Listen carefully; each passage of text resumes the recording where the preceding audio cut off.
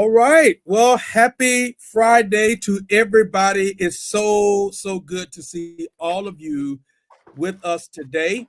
And this is actually a makeup session because we were supposed to be on last month for the month of February, jumping into our Christian Ministry Leaders Book Club.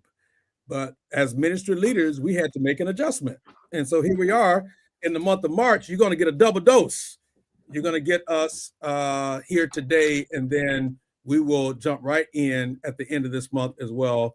And I am with my partner in rhyme and friend and brother, fellow intellectual, charismatic intellectual, fellow preacher, profiteer, activist, lawyer, That's a clergyman. lot of titles, man. That's a lot of titles, doctor. A lot of titles. I'm just a I, servant I, of the Lord. I was going to keep going until you tell me I was lying, because I didn't lie on any of those. I did not lie Oh on any of those. man.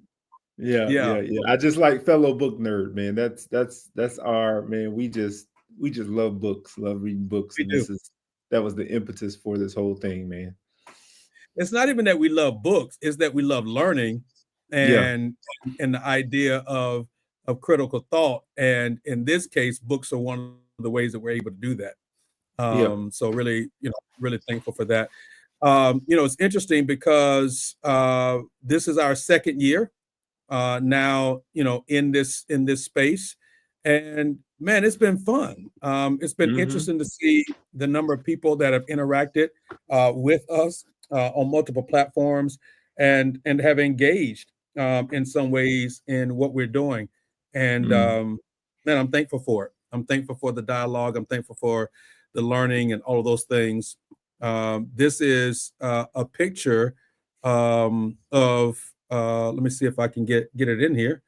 Um, it's taking me a minute here to warm up. Let me see. There we go. There it So is. there it is. Our book list for 2025. So today we're gonna deal with "Up from Nothing: The Untold Story of How We All Succeed" by John Hope Bryant. It's going to be an interesting dialogue. Also, then this month, at the end of this month, we're going to deal with Lisa Fields' book "When Faith Disappoints." I'm really excited about that. This Hmm. is a brand new book that just came out, and always supportive of what Lisa is doing, and her and the Jude 3 project. She puts out great stuff. And so very happy to support her on that. Um, Anything else, Pastor John, before we jump into Bryant's book today? No, I think one of the things we probably want to talk about is, since it was the book for February, one of the things we're thinking about, like last February, we did reparations. We talked Yeah. about, I mean, it's Black History Month, right? And so the book that we selected for this month has an approach to how communities and communities of color as well can become successful in our Mm, country. mm. And so it's kind of the juxtaposition between what we read last February and what we're read this February is going to be an interesting conversation, I think. Yep. Yep. Absolutely. I have been since we selected this book. Even before we selected the book, I'd been sort of quasi following John Hope Bryant online in terms of social media and content, some of his Mm. conferences and things like that. And so, really interested and intrigued to dialogue with you today about this specific book and overall. I think some conversation. So let me say this one last thing. I'm going to take this off the screen.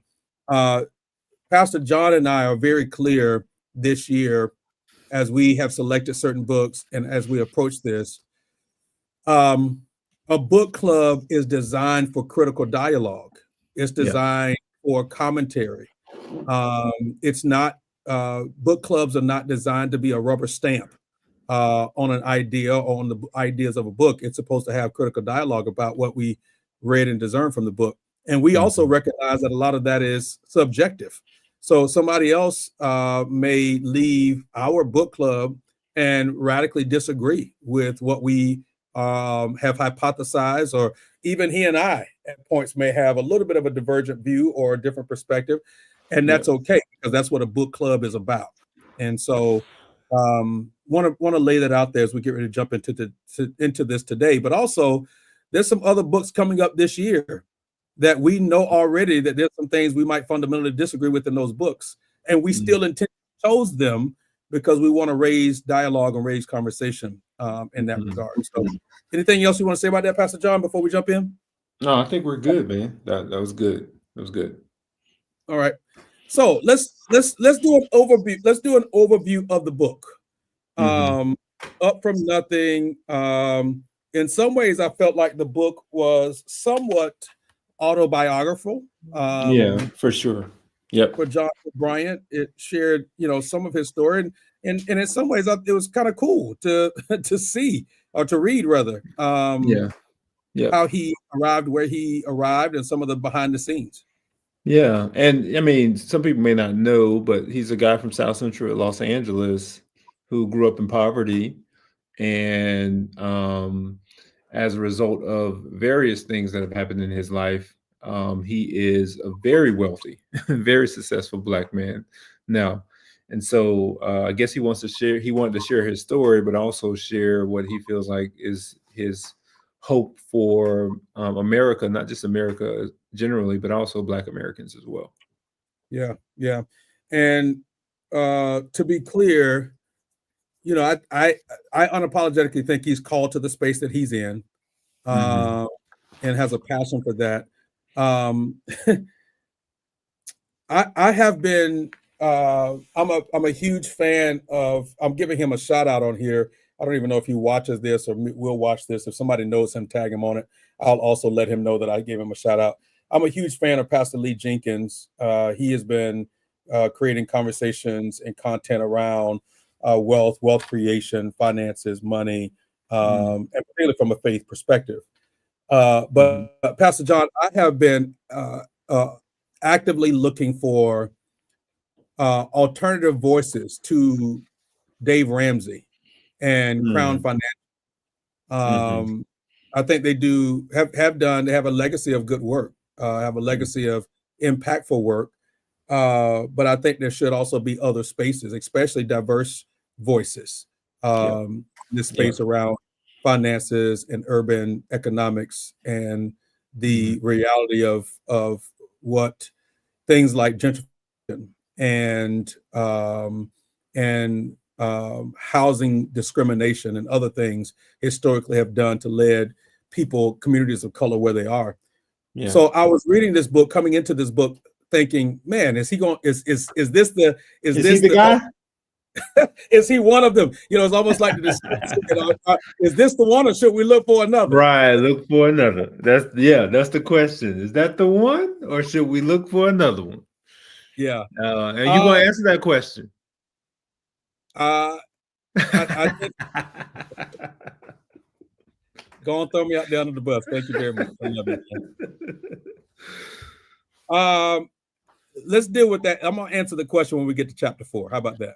Yeah, that's good. Yep. Okay. So what did you have any expectations coming into the reading for this book? I did not. As a matter of fact, Pastor Christopher, I didn't know too much about John Hope Bryant.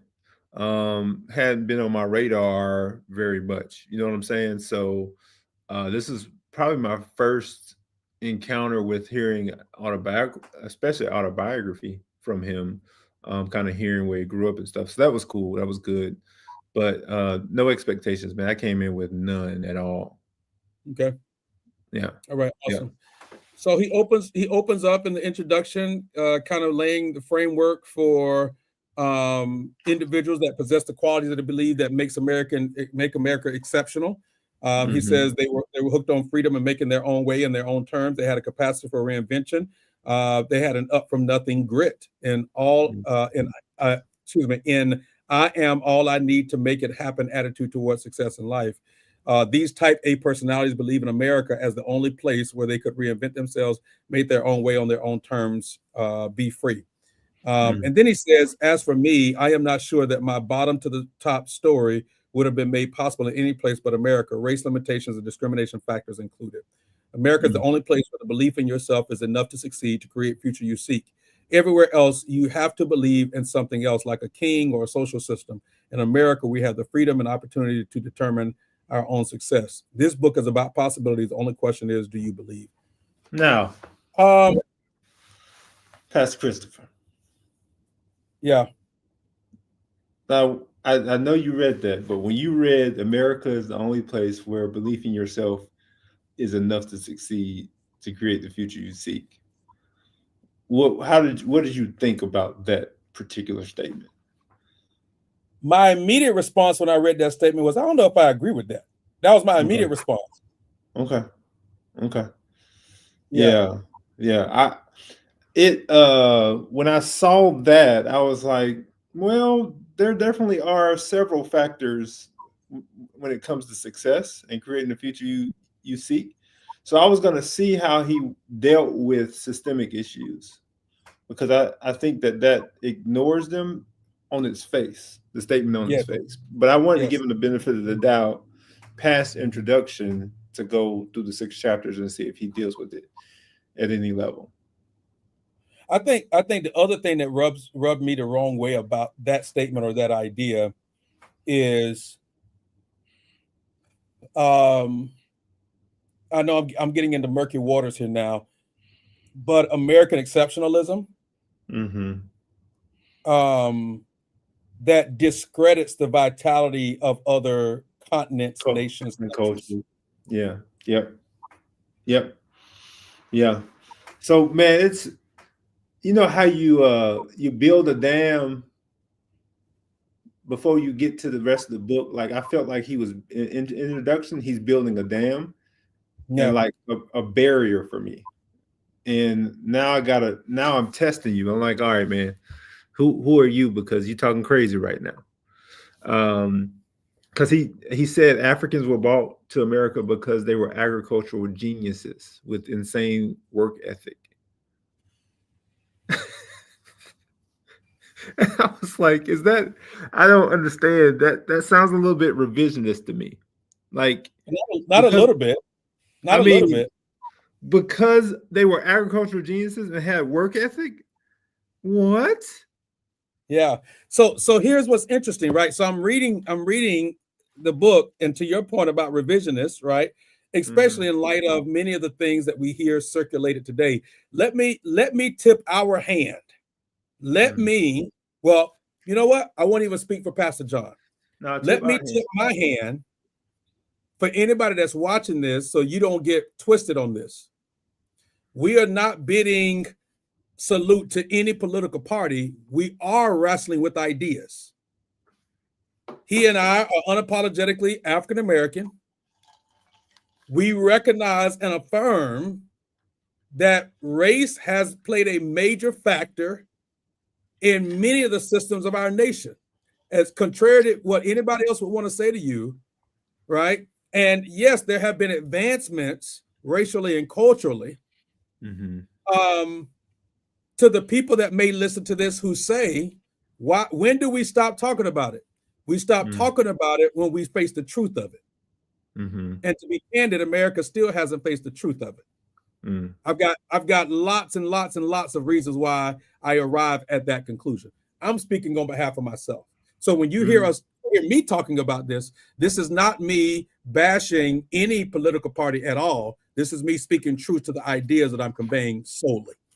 Again, Yeah. I'm speaking for myself. Pastor John, you can articulate your own disclaimer No, there. I think we're same page in there because our context is similar. I mean, we're both black men who live in America, and Yep. so the lens through which we're going to see things, to be able to process things, is going to be similar in that way. And again, as we see in this book, black people are not a monolith. And Yes. as you mentioned, like you and I don't always agree on error thing. Yes. Uh, is Jesus in the gospel for sure? You know what I'm saying? Yes. But there are other things that are not, black and white issues that we're just like, hey, agree to disagree.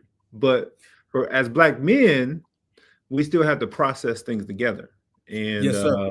in reading this, I saw him as a conversation partner with us, Yes. um, and not above critique. Because once you write something, publish something, then you should be able to be subject to critique in conversation.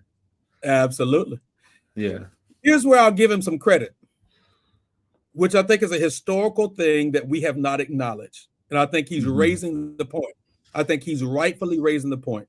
The new color for America is green, right? That's what he says, Mm-hmm. and yet Mm-hmm.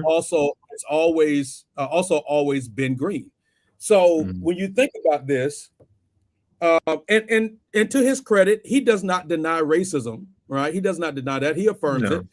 Yeah. He affirms the systems that were at play that was the base of slavery. He rightly level sets and says that slavery in America was built on economics, right? Mm-hmm. And so I'm thinking about the fights in Mm-hmm. civil rights. I'm thinking Mm-hmm. about the last 18 months of King's Yep. life. What was Yep. King arguing? He was not just arguing about, sanitation workers and civil rights. He started talking money. Mm-hmm. It was he, started, economic, man. he It started was talking economic. economics. Yeah. Mm-hmm. And, and Yep. and I think if there's any takeaway from the book, I think Mm-hmm. John Hope Bryant is waving the banner to say, y'all, we got to start paying attention to the economics of this. Mm-hmm. Yep. Yep. No, I agree. That's definitely true. He says, let's not get into a sidetracked emotional argument about and around race or politics here, because those induce anger. This is how they get you. They take you off track, they distract you, then they make you unfocused, and then they make you emotional. Mm-hmm. Complaining about our reality is not going to get our kids into college. Complaining is not a business plan. In fact, it messes up with our business plan. For what it's worth, payback is not a business plan either. Reparations are absolutely needed, but by themselves, reparations are not how we will win. We need to get our priorities right. Let's put our focus back on the green. And I think that statement Yeah. is a statement to his approach in the book. Mm-hmm. It is. Yep. That totally summarizes it. Totally summarizes. Yeah. Reparations are good, but we got to talk about this green. We got to talk about economics. Yeah. Which I would say he does have expertise in talking about that area of economics and success there. So I understand that. I'm there with him. Yeah. So let's talk about bootstraps for a minute. All right, let's talk about bootstraps. Does everybody have them? Well, that is the question. And I would say no. And I think that is going back to this idea of, okay, reparations aren't enough. We got to be able to pull on the green in the community, right? What if you ain't got no green? Yeah. You know what I'm saying? Yeah. And that's why I pair this in my mind with the reparations book, right? Because when you talk about the access to wealth, it's usually the real estate, other pieces that we have not historically had access to. So the bootstraps you need to pull yourself up by, you might not have a pair of them. And that's the problem. That's the initial problem, bro. Yeah. Yeah. Yeah. No, you're absolutely right, man. And I think to assume that just because we're in America, everybody has access to the bootstraps is an unfair assumption. Yeah. And that was a surprise to me. You know, you grew up in South Central. And that's one of the things that's always intriguing to me about rags to riches stories, right? There seems to be at sometimes like kind of a kick against where I come from, like not misremembering, because they're able to articulate the story, right? But not remembering how difficult it was for you to be the 1.1% of the people that did make it out. It's like you got a lottery ticket, bro. And now you're asking everybody to play the lottery and try to get out playing the lottery. And that's not how it works. The percentages are low. Yep. Absolutely. I think we've established this argument now, right? Yep.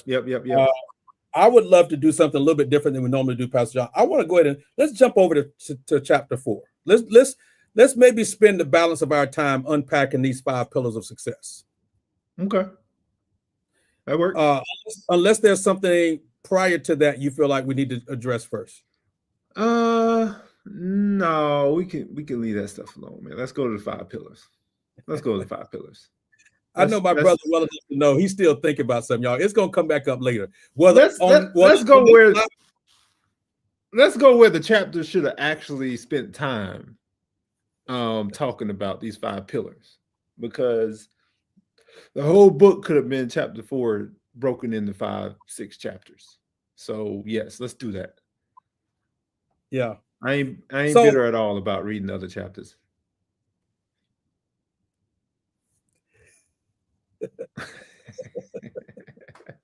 5 pillars, Pastor Christopher. What we got, man? What we got? we have massive education, Mm-hmm. we have understanding the numbers, we have family structure and resiliency, we have self-esteem and confidence, and we have role models. Mm. So here's my first question. Why do you think he picked these five? I never got a sense of him saying why he picked these five. I think he picked these 5 because these are 5 things that happened in his life. When you're Okay. looking at his story, when you think about his story, I'm looking at the 5 areas that he's talking about, or not only things that happened in his life, but things he maybe desired in his life that Wow. may have been missing. You know what I'm Wow. saying? Yeah. And so on the other side of it, you could be reflective and say, had I had these things, I would have been successful and easier, because he actually had to go and seek out role models. Like he talked Oh about that yeah. in the book, like with Oh his yeah. business. He's like, man, I had to go and seek folks out. And so he was a self-starter. What if you aren't a self-starter? So I think these 5 pillars, man, are either some of the stuff that he had like a hint of, or some of the stuff that may have been missing in his own life. What if you're not a self-starter, but even at that, what if you don't have access? That's right. Because That's access, right. man, there are gatekeepers. There are Yeah. gate. You could be a type A personality if you want to. You could be a go-getter. There's some spaces and places that have gatekeepers, and you just don't have access to certain things. Everybody cannot be mentored by Andrew Young. Listen, or be at the very be there the very first time at the White House and get your name called by the president. Right. Like Right. what? Yeah. And then the next week you got to fly back, and he even acknowledged, like, I was broke, right? Mhm. Like he's Mhm. saying in the book, I was broke. I should not have gotten on that plane. I did not have the money, but I flew Mm. back to DC to meet with the Secretary of Commerce. Yeah. That takes an entrepreneurial spirit, man. And everybody doesn't have that, right? He has it, and it's benefited him immensely. Well, like not only that, like I'm saying, what happens to the person that may have a potential opportunity, but the Mm. circumstances prohibit them from actually accepting the opportunity? Yeah. Yeah. Like Yep. I'm like Bro, I'm I gotta thinking go to about work. I can't fly to DC. I gotta go to work. like I'm literally thinking about the lady right now. I don't remember how many years ago this was, Pastor John, but this lady that ended up they ended up giving her like 4 years in jail because she went to a job interview, Mm. let the windows down in her car, but left her two 7 and 8 year old kids in Yeah. the car while she had a job interview. I remember And that. yeah, and I'm saying, like, no, she should not have done that. Right? There was a crime, Mm. but we understand why. Like empathy says we understand why she did it. Mhm. Yep. You know? Yep. So, Yep. all right. So No, massive education. education is and has always been the great emancipator, no matter your station or background in life. That's Yep. his thesis for massive education. So he's Yep. saying, if you get education, that's going to help with your emancipation. Yep. Ooh, Pastor Christopher, that one's difficult. It goes back to the book we read last month, Yes, sir. 48 Days to the Life You Love. Now, he argued that education, meh, but that's a white male, right? And then what did Big Mama always tell y'all? Go get them books. Go get that education, right? So John Hope Bryant is talking like Big Mama. You need to go get your education. What do Yeah. you think about that, Pastor Christopher? Yeah, so I think initially he was a little misleading because he Mm, starts out by saying you need to get this education. Once you get an education, no one can repossess it. It's yours for life. But then mm, he makes a very subtle indirect shift in the conversation when he acknowledges that he himself didn't get a degree. mm. Right. And so I have an insatiable desire to learn. So I started, filling my home offices with books and Mm, duffel bag going to the airport, traveling with me, and always asking questions, and all those kinds mhm. of things. And I'm saying, so really, what you're saying is not necessarily education. You're saying learning. Learning. Yep.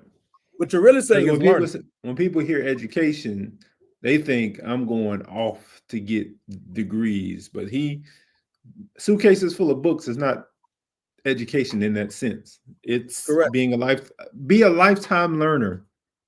That would have been a great statement. Lifetime learner or lifetime learning. Yep. Yep. Absolutely. And it's interesting that he says this and that we're having this discussion, 3 days after we see an initial draft of the deletion of the Department of Education. Mm-hmm. Yep. Yeah. Yeah. Yep. It's very interesting. It's very interesting. But I mean, I would agree with that pillar if it was clearly you need to learn. Just be a learner. Lifelong learning. That's it, man. If you had That's said it. lifelong learning, I'd have been like, We right there. We right there. Because yeah, that is freeing, man. It is freeing. I get that. I'm right there with you. yep. He does say this. I do want to raise this up from the book. He says the education that mattered the most, perhaps, was in how the world really works, the math, the money, that capitalism thing. The fact that on some level we are each a capitalist, which I was like another point. I was like, I don't know about that, brother, but okay. He says we are using our own human capital, talents, skills to generate a return on our invested time and energy, revenue, paycheck, etc., and using the proceeds to live and to take care of our lives, families, and responsibilities. I received an education on the numbers. More on that in the next section. So, hmm I think he should have also said in here, "Let me define some terms for y'all," because I'm going to Yeah. redefine some terms for y'all. hmm Yep. Yeah, Yep. yeah. So number two. Capitalism. Oh, go ahead. No, man, let's go to number two before I get started. The numbers. Let's talk about understanding the numbers. You go ahead and Uh, take the lead on this one.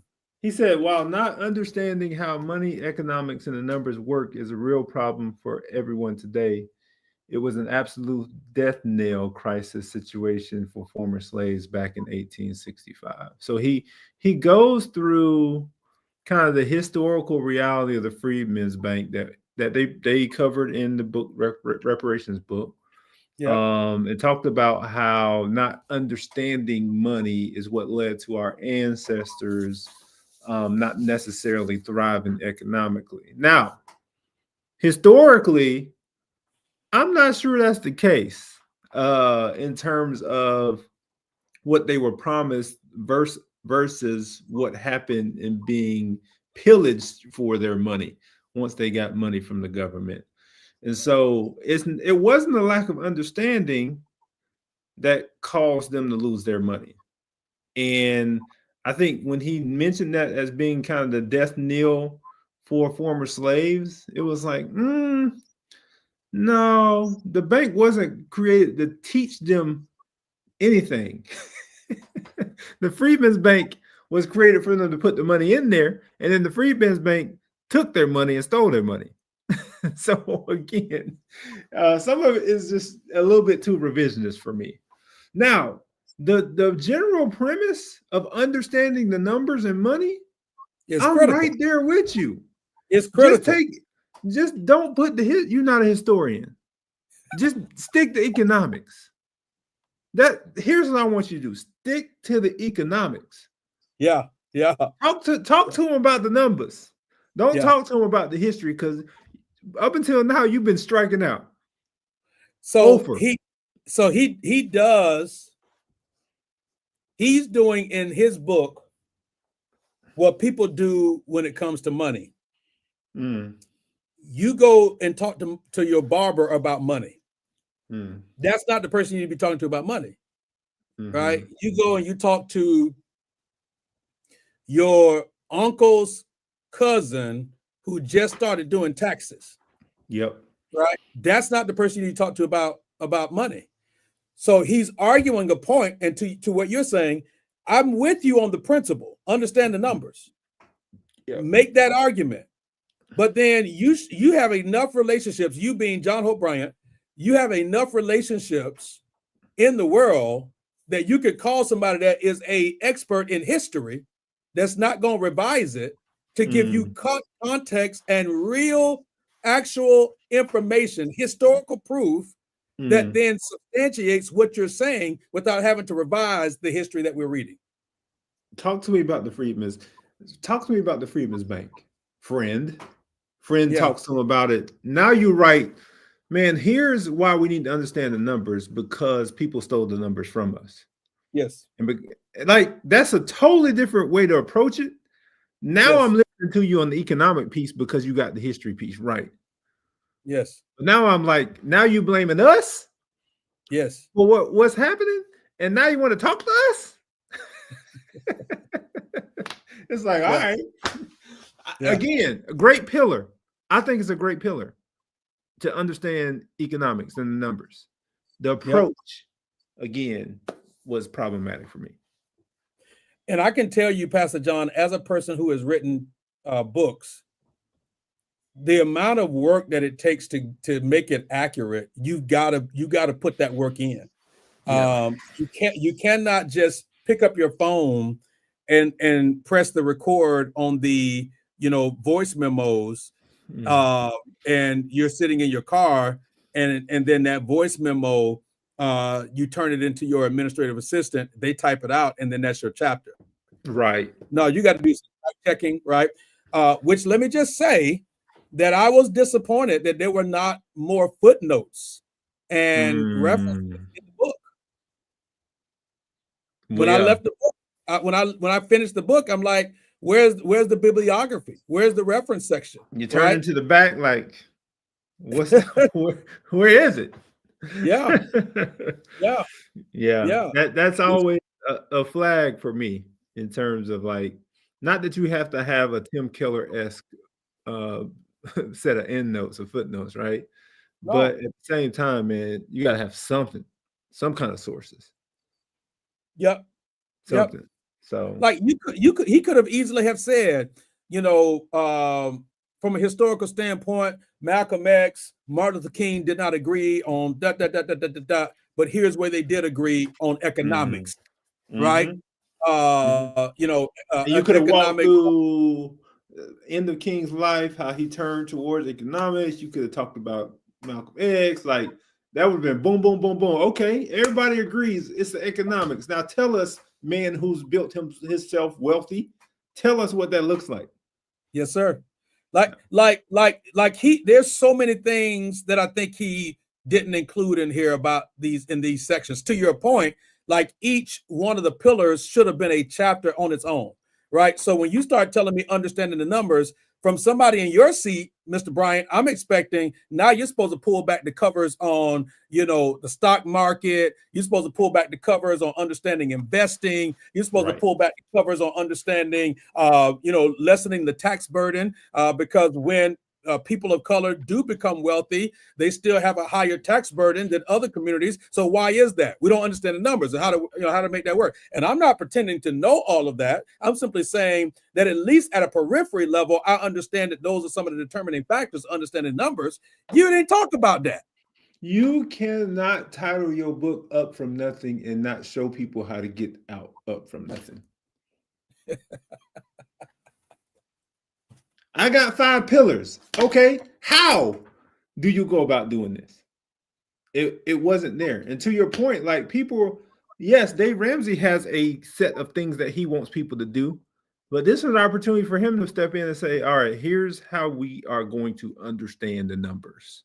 Like Yeah, you said, all the things you listed out, That's all subheadings in chapter Yeah, that man. you just Yeah, go man. and just be practical with. Yeah, man. So Um, good pillar, bad execution. Number two, second one. number three, number three, number three. And I wholeheartedly agree with these. So let me just say this: we are. I think so far what y'all hear us saying, we are not knocking the pillars. The pillars are amazing. Mm-hmm. I think that there's enough data that substantiates these pillars. I Yeah. think number one, though, we're saying you need to come up with a cogent argument that is backed up by data, how you Mm-hmm. arrived at these five pillars. And then number two, you got to give us some more meat on the bone about these Yep. five pillars. Yep. Yep. Yep. Because it's a little bony, little bony, little Yeah. bony. All right. Number three, family structure and resiliency.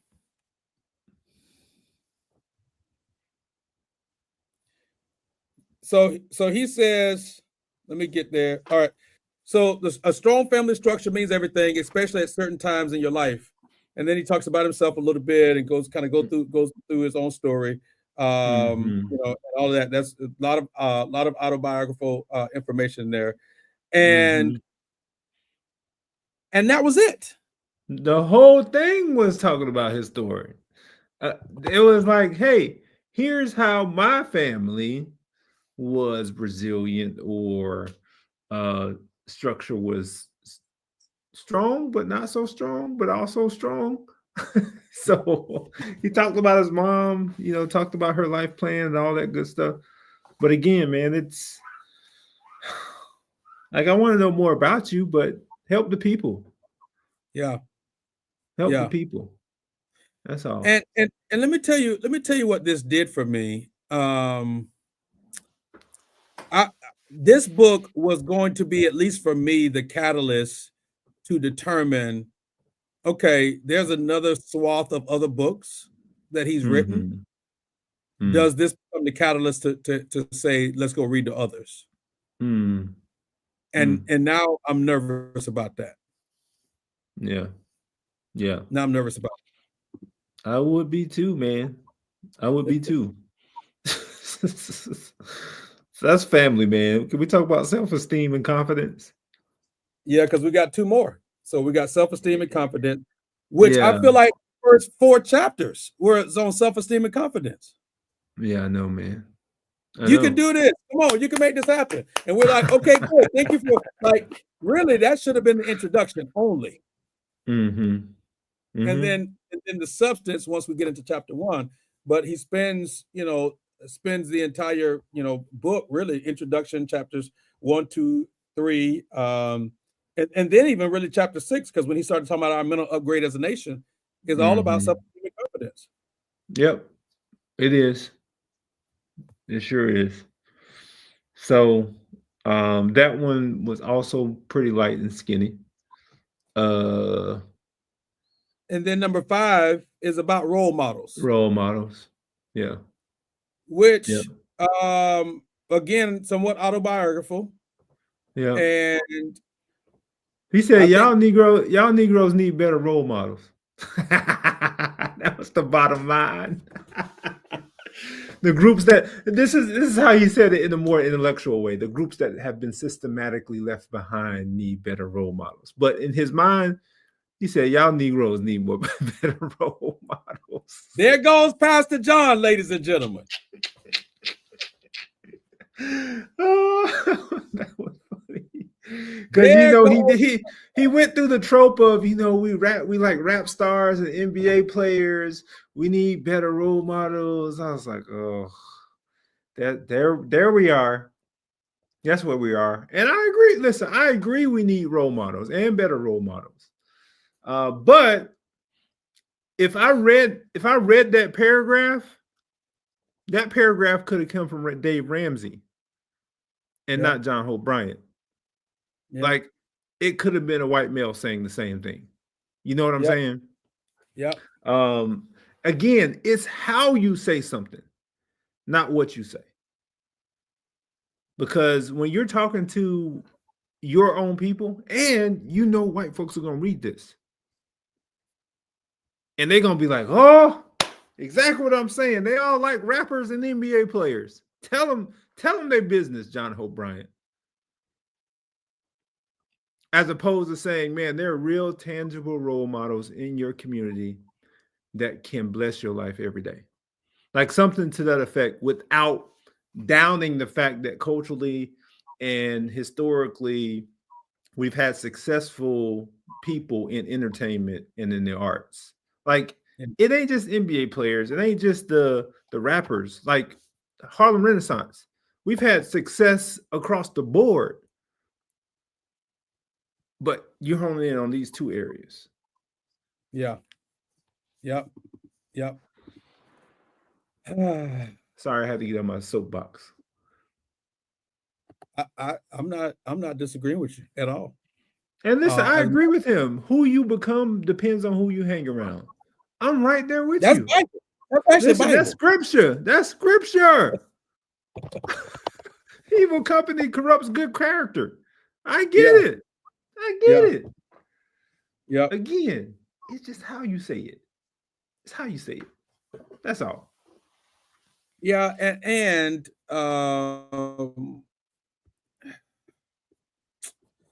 yeah. Here, I'm just trying to be listen, comfortable. I'm a in on a good note, right? So in chapter 5, he does say almost all legitimate wealth that didn't come from crime or war originated from poor people. Like Yeah. this is when he's in his bag, the Yep. economic bag, because he's Yep. seeing where the numbers are coming from. Yep.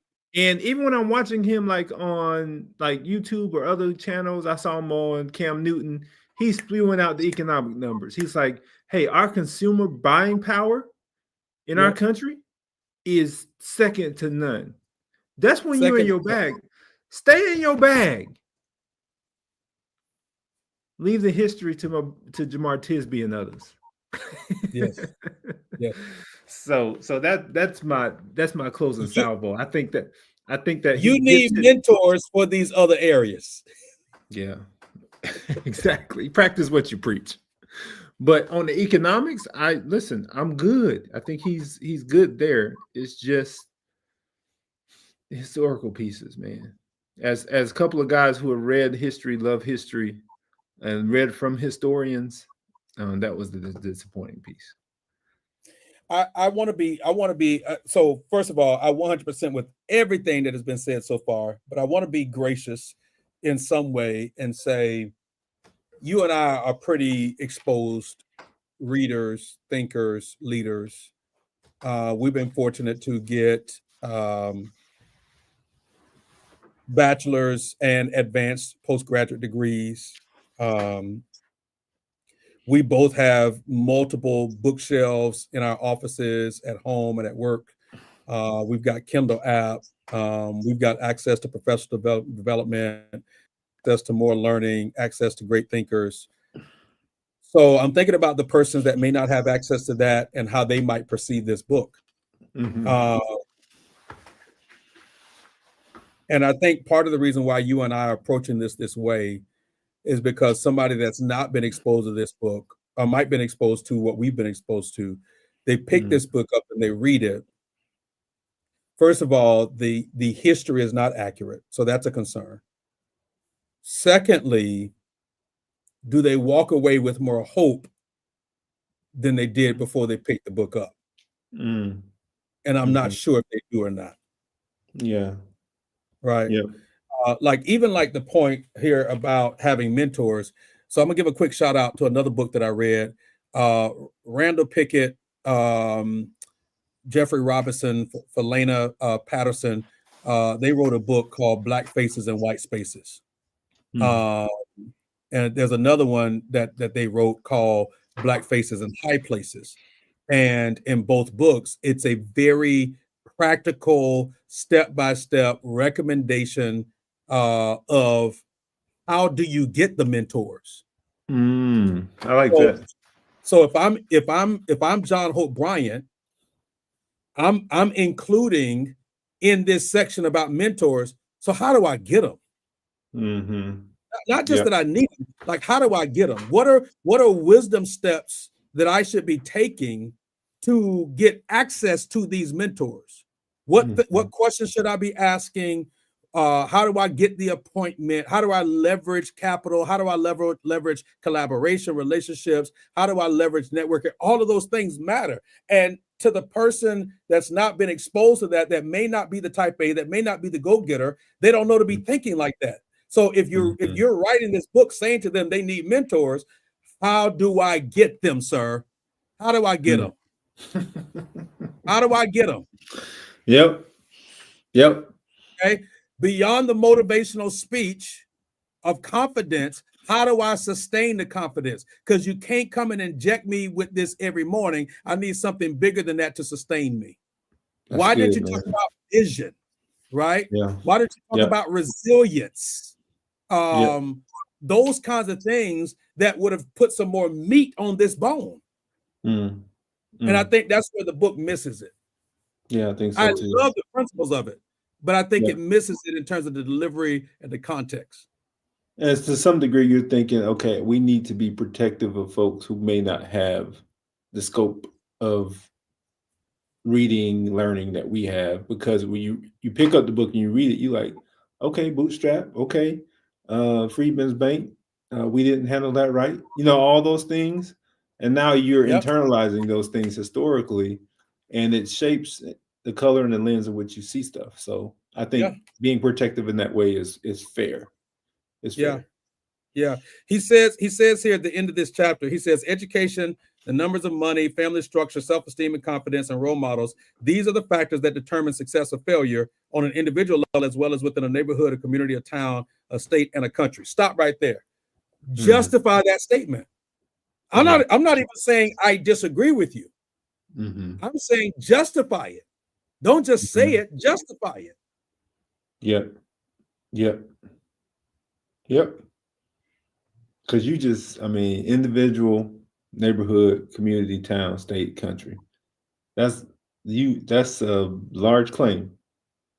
If any of us lacks more than 3 of those 5 factors, it's going to be really hard to climb that mountain that's called life aspirations and emerge victorious on the other side. Not impossible, just hard. Now he uses an explicative there. I'm not going to say it. Yeah. Right. But I just like back up your claim, right? Back it up, bro. That's pretty like data driven, like 3 out of 5 factors. Like, okay, like give me some examples.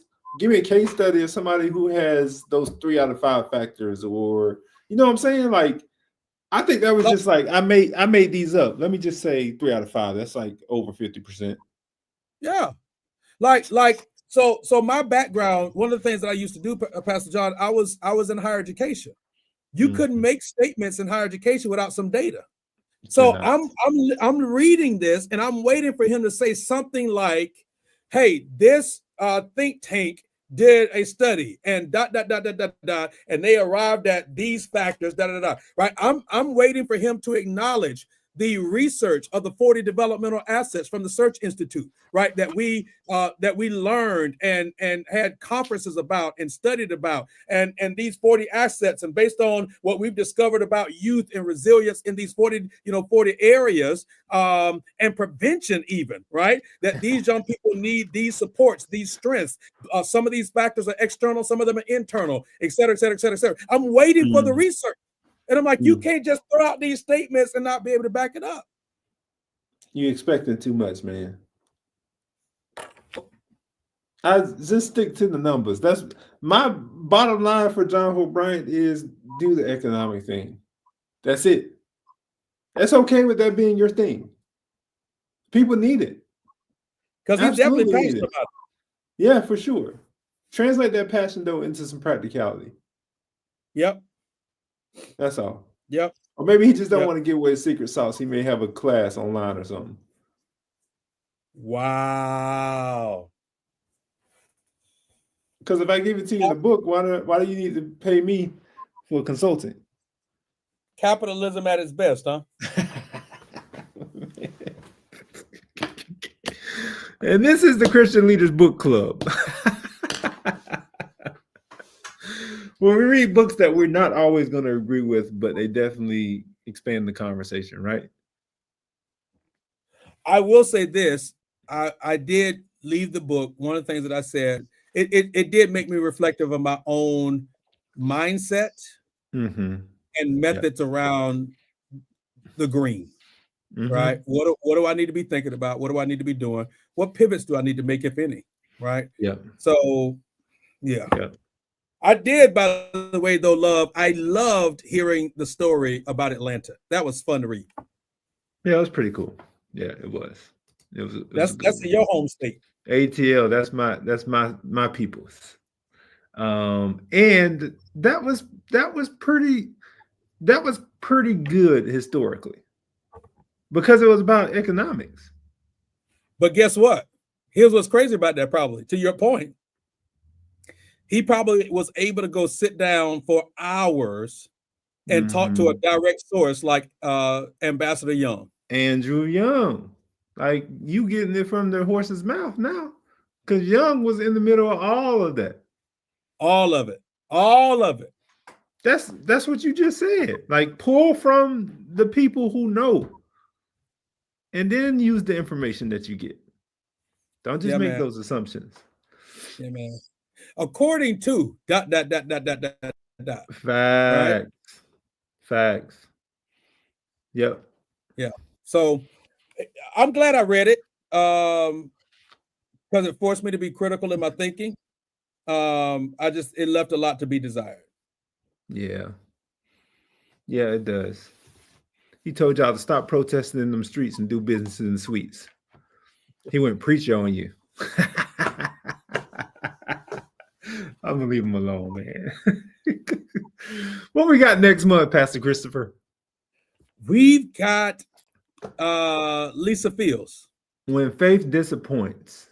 When Um, faith disappoints. This thing must be so good, man. Lisa decided to put her whole middle name in the book. You hear what I'm saying? She said Lisa Victoria. man, the whole middle names. Sometimes you just get the initial with the period.